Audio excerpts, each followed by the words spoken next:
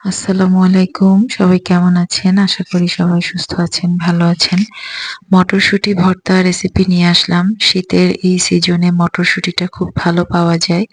আর মটরশুঁটি ভর্তা কিন্তু অসম্ভব মজা লাগে। তা আমি ১ম এই কিন্তু পানি দিয়ে একটু সিদ্ধ করে নিয়েছি। আর পানিটা কিন্তু আমি শুকিয়ে ফেলেছি, ফেলে দেইনি। তো আর সামান্য একটু লবণ দিয়েছি। এভাবে আমি সিদ্ধ করে নিয়েছি মটরশুঁটিটা। এখন আরেকটু সরিষার তেল দিয়ে দিলাম কাঁচামরিচ, দিয়ে দিয়েছি কয়েকটা রসুনের কোয়া। এখন এগুলোকে একটু ভালোভাবে ভেজে নিব। আর একটু পেঁয়াজ দিয়ে দিয়েছি, একটু লবণ দিয়ে দিয়েছি। লবণটা দেওয়ার কারণে ভর্তাটা কিন্তু সরি মানে পেঁয়াজ রসুনটা কিন্তু নরম হয়ে যাবে। এগুলো প্রায় ভাজা হয়ে গেছে। আর নামানোর আগে আমি একটু ধনিয়া পাতা দিয়ে নাড়াচাড়া করেছি। ধনিয়া পাতাটার গায়ের পানিটা যাতে শুকিয়ে যায় এজন্য। একই কড়াইয়ে আবার একটু তেল দিয়ে দিলাম, দিয়েছি কিছু শুকনো মরিচ। শুকনো মরিচগুলো আমি একটু ভেজে তুলবো। তো শুকনো মরিচগুলো লাল করে ভেজে নিয়েছি। অতিরিক্ত ভাজলে কিন্তু মরিচের কালার নষ্ট হয়ে যায় এবং স্বাদও নষ্ট হয়ে যায়। দিয়ে দিয়েছি পেঁয়াজ কুচি, রসুন কুচি। আর এগুলোকে একটু নরম করার জন্য সামান্য একটু লবণ দিয়ে দিব। লবণটা দিয়ে দিলে কিন্তু এগুলো খুব দ্রুত নরম হয়ে যায়, সফট হয়ে যায় এজন্য। লবণটা দিয়ে দিয়েছি। এগুলো একটু ভেজে নরম হয়ে আসলে আমি এখানে ধনিয়া পাতা কুচি করে রেখেছি। এটা বিলেতি ধনিয়া পাতা। এই ধনিয়া পাতাটা ভর্তা কিন্তু অসম্ভব মজা লাগে। চাইলে এটার সাথে সামান্য কিছু চিংড়ি মাছ দিতে পারেন। আমি এখানে চিংড়ি মাছ দেইনি। আমার কাছে এই ভর্তাটাই মজা লাগে একটু ঝাল, ঝাল করে ভর্তাটা করলে। তো ধনিয়া পাতার গায়ের পানিটা একটু শুকিয়ে আসলে আমি এটা নামিয়ে ফেলেছি।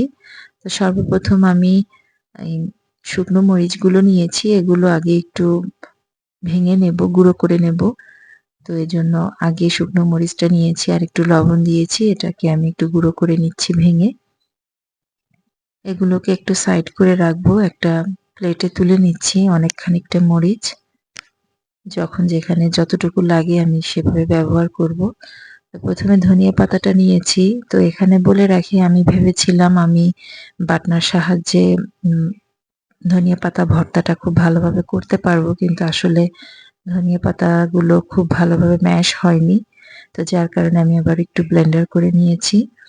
এরপরে দিয়ে দিলাম মটরশুঁটি। তো মটরশুঁটিটা কিন্তু বাটনাতে মোটামুটি ভালোই ম্যাশ হয়ে গেছে। এজন্য আর এটা ব্লেন্ডার করার দরকার হয়নি। আর পেঁয়াজ রসুনগুলো নরম হয়ে যায় ভাজার পরে, ওগুলো এমনি বাটনার সাহায্যে বাটা যায়। কিন্তু ধনিয়া পাতাটা নরম হচ্ছিল না, একটু সফট কম হয়েছিল যার কারণে ব্লেন্ডার করেছি।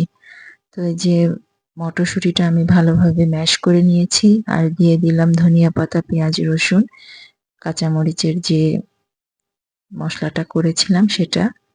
চাইলে এখানে একটু নাগা মরিচ ব্যবহার করতে পারেন যদি ঝাল খেতে পছন্দ করেন। আর নাগা মরিচের ফ্লেভার যেটা, এটা কিন্তু অসম্ভব মজার। তো এই যে ভর্তাটা কিন্তু অলমোস্ট রেডি হয়ে গেছে, দুটো ভর্তা। তো ভর্তা যেদিন তৈরি করি সেদিন কিন্তু ভর্তা খাওয়ার নেশা মোটে ছাড়তেই চায় না। তো ২ টা ভর্তা রেডি করে ফেলেছি। তারপরও মনে হচ্ছে যে আরেকটা আইটেম করি। তো যার কারণে আবার চিংড়ি শুঁটকি নিয়ে নিয়েছি। এখানেও সেম প্রসেসে আমি চিংড়ি শুঁটকি, পেঁয়াজ, রসুন, ধনিয়া পাতা একসাথে ভেজে নিয়েছি। তো এটা গরম ছিল দেখে আমি এভাবে একটু ছড়িয়ে রেখেছি। এটা আমি ব্লেন্ডার করে নিয়েছি। এটা বাটনায় কিন্তু খুব সুন্দরভাবে মিহি হয় না। তো এই যে ভর্তা রেসিপি, ৩ টা ভর্তা করে ফেললাম। করতে এসেছিলাম আসলে মটরশুঁটি ভর্তা। তো মটরশুঁটি ভর্তা করতে গিয়ে আমি আরো ২ টো ভর্তা করে ফেলেছি। তো যেদিনকে ভর্তা খাওয়া হয় সেদিন কিন্তু এভাবেই ভর্তা খেয়ে ফেলি অনেকগুলো। আশা করি সবার এই ভর্তা রেসিপিগুলো ভালো লাগবে। আর ভালো লাগলে অবশ্যই আমার চ্যানেলটি সাবস্ক্রাইব করবেন। আর ভিডিও দেখার শুরুতে অবশ্যই একটি লাইক দিবেন। সবাই সুস্থ থাকবেন, ভালো থাকবেন। আল্লাহ হাফেজ।